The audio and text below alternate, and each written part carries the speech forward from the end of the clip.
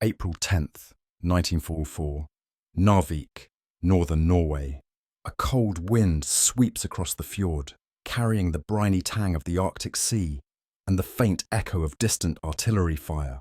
Admiral Oscar Kummetz steps off the bridge of the heavy cruiser Admiral Hipper, boots crunching on frost-hardened cobblestones of the dockyard. He squints against the low grey sun as his eyes sweep the harbour. Allied supply ships unloading barrels of refined oil and crates of fuel, port cranes groaning under their weight. The whine of diesel engines from trucks and tugboats fills the air, mingling with the faint acrid smell of smoke from nearby warehouses recently shelled during reconnaissance raids. Kummetz adjusts his peaked cap, his expression tense but controlled, surveying the once secure Kriegsmarine fuel reserves now firmly under Allied oversight. Naval officers scurry to relay reports. Admiral, the remaining storage tanks are at less than 20% capacity. Coastal defences are insufficient. Allied control is solid. The words hit harder than any shell could. Around him, young ensigns clutch clipboards, attempting to mask their fear as they coordinate logistics for whatever fuel remains. A line of German sailors pushes a barge toward a partially operational dock, barrels sliding across the deck, splashing into the frigid fjord water. Kummetz watches, heart sinking, the metallic clatter echoing across the harbour. Without sufficient fuel, his cruisers and U-boats cannot sortie effectively, convoys cannot be intercepted, and the Atlantic blockade will tighten further. The realisation gnaws at him. Months of strategic planning, ship production, and daring naval manoeuvres are now constrained by one unforgiving variable: oil. Nearby, the remnants of the port's oil storage facilities reveal the stark reality. Tanks riddled with bomb damage leak thick, black liquid into containment trenches. Guard towers stand deserted, the guns unmanned. The Allies have seized the infrastructure with a combination of speed, air superiority, and strategic planning, denying the Kriegsmarine its most vital resource. Kummetz studies a map on a folding stand, tracing lines from Trondheim to Narvik, calculating remaining fuel supplies for ships and submarines. His jaw tightens. Every calculation shrinks the operational radius of his fleet. Every day, the margin for manoeuvre slips further. On the pier, an ensign approaches, voice trembling. "Admiral, reports indicate that the last convoy from Germany with refined fuel has been delayed. It may not arrive before the next patrol schedule." Kummetz nods silently, swallowing back a surge of frustration. He knows what this means. Without immediate fuel, U-boats will remain in port, surface raiders will be immobilized, and the Atlantic campaign, Germany's lifeline for disrupting Allied logistics, is on the brink of collapse. Around him, the low murmur of officers and sailors blends with the creaking of cranes, the distant clatter of ship engines, and the Arctic wind, an orchestra of inevitability. Kummetz turns his gaze toward the horizon, where snow-dusted peaks frame the fjord. The Allied ships, bright against the dim light, move efficiently, unloading supplies, refueling, preparing for the next phase of operations. The contrast between the occupied harbour and the debilitated German positions crystallizes the truth. Control of Norway's ports equates to control of the war's most vital resource. For the first time, Kummetz feels the weight of finality pressing down. His fleet, formidable on paper, is now tethered by the fragility of oil supplies. A strategic Achilles heel that cannot be remedied by ships alone. An officer whispers nearby, "Sir, are we finished?" Kummetz closes his eyes momentarily, the wind tugging at his overcoat. The answer, though unspoken, hangs in the frozen fjord air. Without fuel, the Kriegsmarine cannot contest the Atlantic. Every plan, every daring sortie, is contingent on a resource slipping out of reach.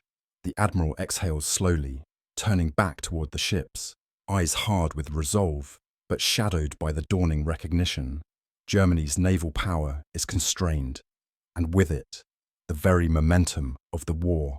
April 11th, 1944, Narvik, inside a cold, dimly lit Kriegsmarine command bunker overlooking the fjord. Admiral Oscar Kummetz stands over a large wooden map table, A network of charts and fuel logs spread before him. Officers in field grey uniforms scurry to deliver updated reports. Shipments delayed, storage tanks emptied, and patrol schedules disrupted. The air is heavy with the scent of oil and damp wood, punctuated by the faint hiss of radiators and the distant echo of Allied naval activity outside. Every tick of the clock magnifies the grim truth. The Kriegsmarine's operational freedom has narrowed to a few vulnerable vessels tethered to dwindling fuel.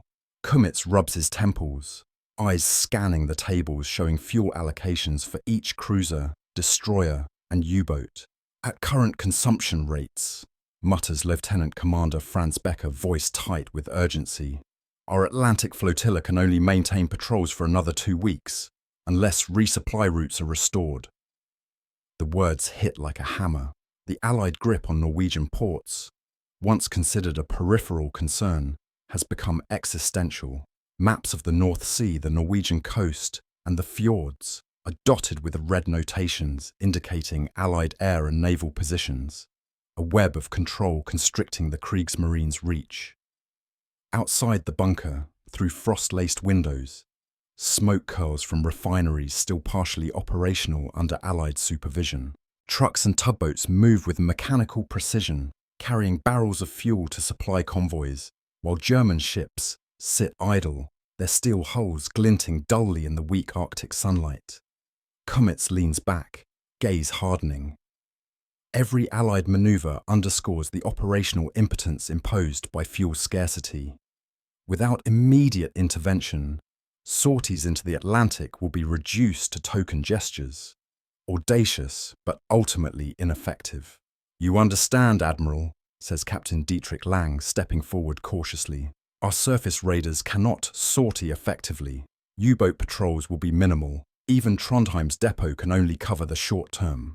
Kummetz nods slowly, the weight of responsibility pressing on his shoulders. His hand drifts over a miniature model of the heavy cruiser Prince Eugen, visualizing routes that can no longer be safely executed. The Allied blockade and occupation of Norway's ports do more than deny fuel. They strip the Kriegsmarine of initiative, forcing reaction instead of action. Kummetz paces the bunker, boots echoing against the concrete floor, and considers the broader implications. Allied dominance of Norway's oil means German naval operations in the Atlantic will soon collapse. Without fuel, ships cannot intercept convoys, protect the homeland, or threaten Allied supply lines. It is not merely a tactical inconvenience. It is strategic death by attrition. Every calculation, every logistical discussion reinforces the unyielding reality. The Kriegsmarine, a force once feared across the Atlantic, is now confined to port by circumstance, geography, and resource scarcity. Lieutenant Becker points to a chart highlighting the projected fuel reserves through May. The numbers are stark, reserves depleting faster than expected, with no reinforcements scheduled due to Allied interdiction and bombing of transport routes. Kummetz exhales, the weight of inevitability settling into the lines of his face. He imagines the Atlantic convoys flowing unopposed to Britain and beyond, while his ships remain anchored, silent sentinels of a naval force in decline. The realization is absolute. Without fuel, Germany's naval supremacy is effectively neutralized, and the broader war effort begins to unravel. He glances at a young ensign, nervously scribbling notes, and for a moment, Kummetz allows a rare display of vulnerability. Prepare the remaining ships for limited sorties, he orders, voice steady but strained. Every barrel of fuel counts. Every operation must be precise, but we must accept the reality. The window is closing. Around him, officers nod grimly, the gravity of their situation reflected in tight expressions and furrowed brows. Outside, the low Arctic wind whistles across the frozen fjord, carrying with it the sound of Allied engines and the distant cry of gulls. A chilling symphony underscoring the constraints imposed by lost resources. As night falls over Narvik, the Admiral surveys the harbour from a small observation post, binoculars in hand. The silhouettes of Allied ships dominate the water, their presence a stark reminder of lost control. Kummetz's mind cycles through contingency plans, yet the calculations are cruelly finite. Fuel, not courage or steel, now dictates the outcome of Germany's naval strategy. The bunker behind him is quiet but tense, officers preparing reports and calculations for the coming day.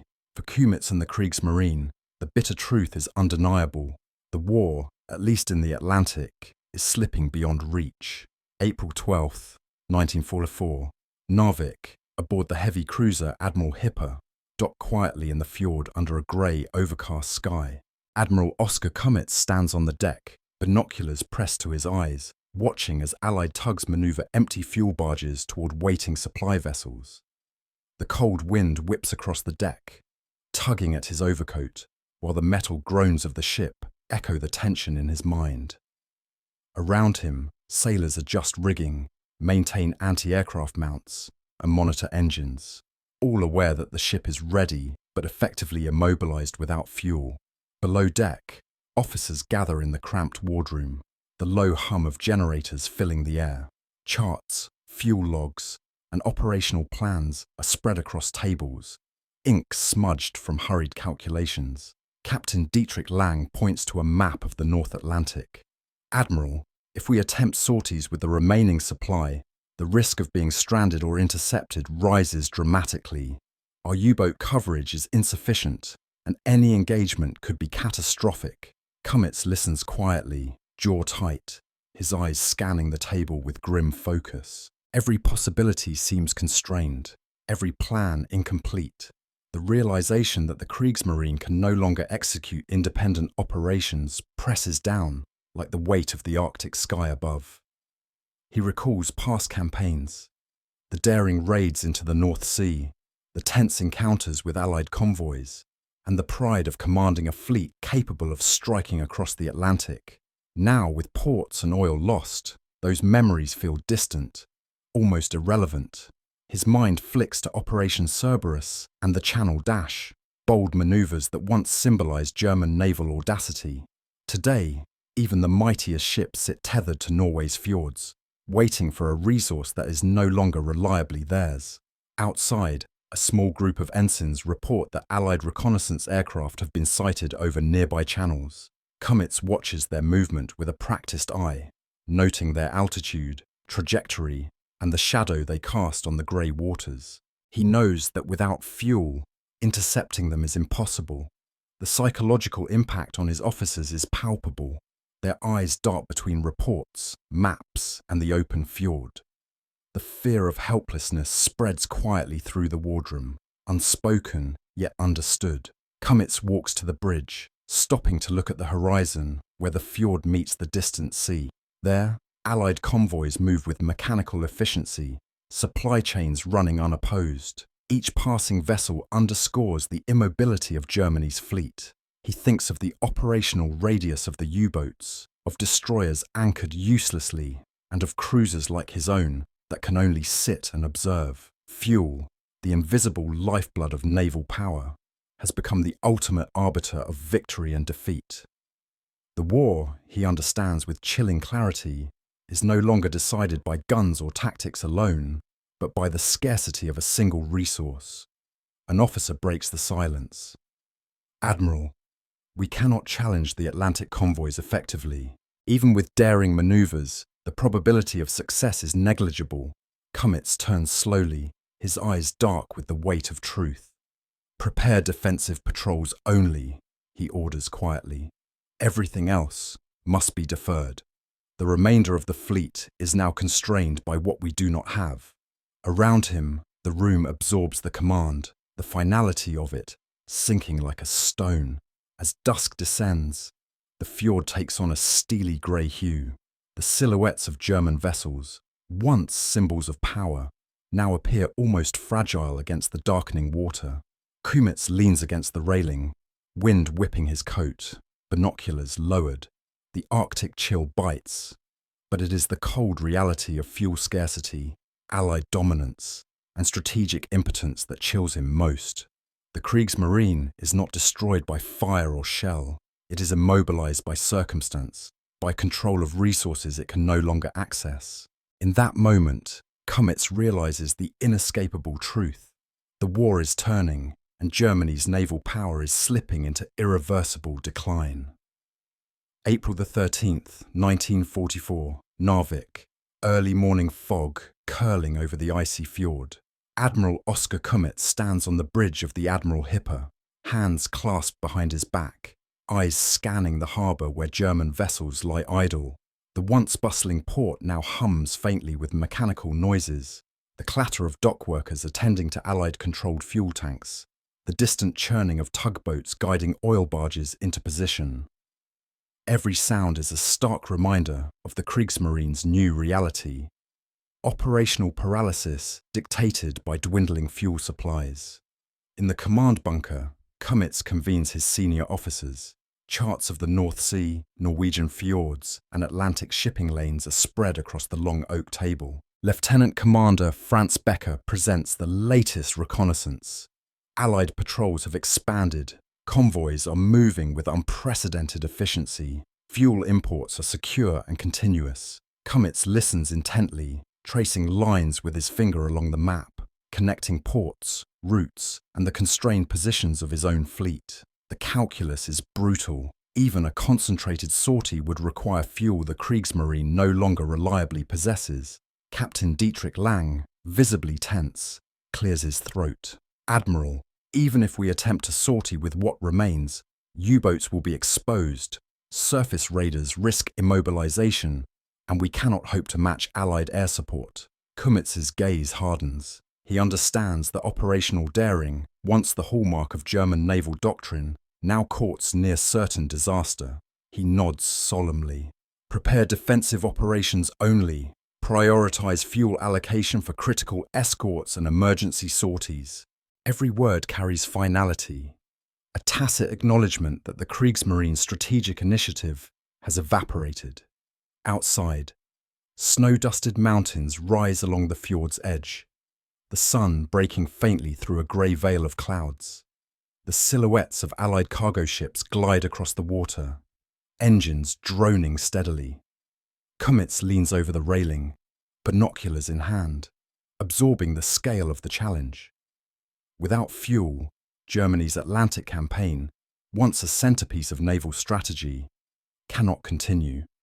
He recalls the daring raids of 1940 as to 42, the tactical maneuvers in the North Sea, the U-boat wolf packs that had once instilled terror in Allied convoys. Now those memories are tempered by stark reality. The war is slipping beyond Germany's control. As officers file reports, Kummetz moves to a small chart displaying fuel reserves at Trondheim, Bergen, and Narvik. The numbers are sobering. Reserves sufficient for short-term defensive patrols, but wholly inadequate for sustained operations. Each calculation reinforces the strategic truth. Germany's naval power is shackled by circumstance, and without access to Norway's oil, the Atlantic is effectively lost. The implications ripple outward. The homeland's protection, the survival of distant garrisons, and the capacity to disrupt Allied logistics are all jeopardized. The Admiral allows himself a rare moment of reflection. In the quiet of the observation deck, the fjord stretches before him, still and foreboding. The distant hum of Allied engines, the rhythmic slap of waves against hulls, and the occasional cry of seabirds underscore the contrast between movement and immobility. Kummetz understands that the Kriegsmarine, formidable in firepower but powerless without fuel, now faces a slow erosion of influence. Operational paralysis is the new reality. Boldness is no longer an option. By late afternoon, the fog lifts slightly, revealing the sprawling expanse of Narvik harbour. Allied cranes swing with efficiency, unloading fuel that Germany can no longer claim. Kummetz watches, silent and contemplative, as realization crystallizes. The war, for all its shifting fronts, is increasingly dictated by resources. With each passing hour, Germany's options shrink. For the first time, the Admiral comprehends that the Kriegsmarine's fate, and, by extension, the broader trajectory of the war, is no longer decided on the deck of a ship or in the firing of guns. but in the unforgiving calculus of logistics, fuel, and Allied control. Kummetz turns to his officers, voice low but resolute. Report to the fleet, conserve fuel, maintain readiness, but understand this. Our strategic freedom has ended. The Atlantic is no longer ours to command. Around him, officers absorb the weight of the command. Outside, the fjord stretches cold and grey. Allied supply ships moving with unstoppable precision, a visual testament to the irrevocable shift of power. The Kriegsmarine, once feared across oceans, now stands tethered, watching its opportunities vanish in real time. April 14th, 1944, Narvik, evening. The Arctic sun hangs low, casting long shadows across the fjord as Admiral Oskar Kummetz stands on the bridge of the Admiral Hipper, the cold biting through his overcoat. The harbour is alive with the distant hum of Allied machinery. Tugboats manoeuvring oil-laden barges, cranes swinging with mechanical precision, and cargo ships unloading fuel supplies under tight security. Each movement is a visual affirmation of what Kummetz has already realised. The Kriegsmarine's access to vital resources is effectively severed, and with it, Germany's naval power is critically constrained. Inside the command bunker, officers gather one last time to receive directives. Maps are spread across tables, fuel logs meticulously reviewed, and operational schedules recalculated to maximise the few barrels remaining. Kummetz moves among them, delivering precise orders: conserve fuel, restrict patrols to essential defensive zones, prioritise maintenance for vessels still operational, and avoid unnecessary sorties. Each command is measured, deliberate, a careful dance between prudence and the stark limitations imposed by Allied control. The officers nod, absorbing the gravity of their situation. There is no room for error. Every barrel of fuel now represents the margin between limited survival and strategic annihilation. Kummetz steps aside for a moment, glancing at the fjord where the silhouettes of German vessels lie anchored, idle against the grey water. He recalls the daring raids of past years, the Channel Dash, early Atlantic patrols, and confrontations with Allied convoys. All those operations, once symbols of German naval audacity, now feel like memories from another era, eclipsed by the harsh arithmetic of logistics.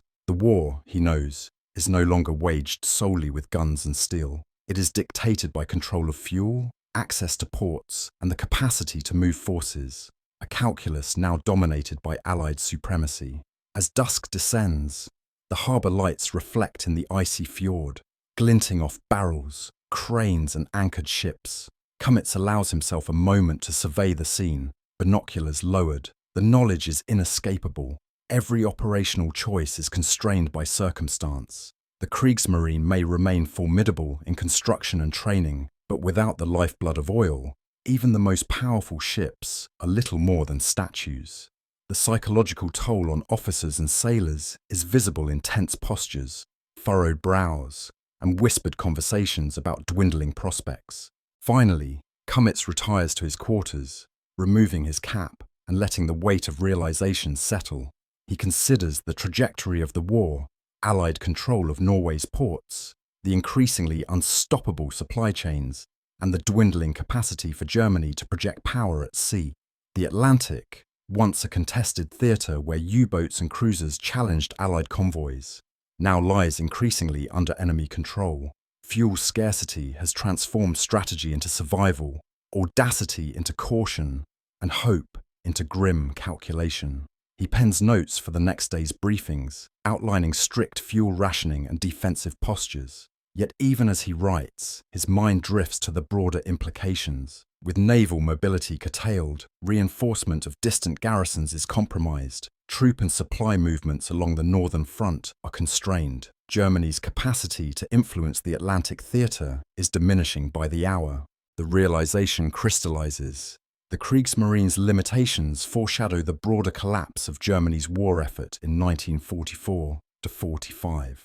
Late that night, Kummetz stands once more on the bridge. The fjord is still, the cold Arctic wind tugging at his coat, the distant noise of Allied activity persistent but subdued in the darkness. His gaze lingers on the horizon, contemplating the magnitude of what has been lost.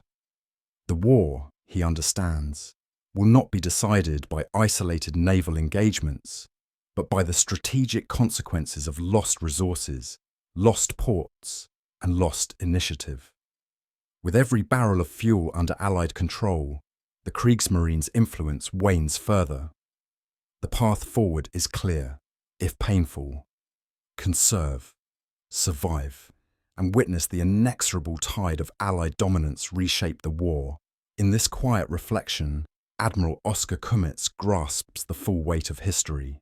The Kriegsmarine's inability to operate freely, the operational paralysis enforced by Allied control of Norway's oil, and the shrinking options for strategic initiative signal not merely tactical setbacks, but the inevitable collapse of German naval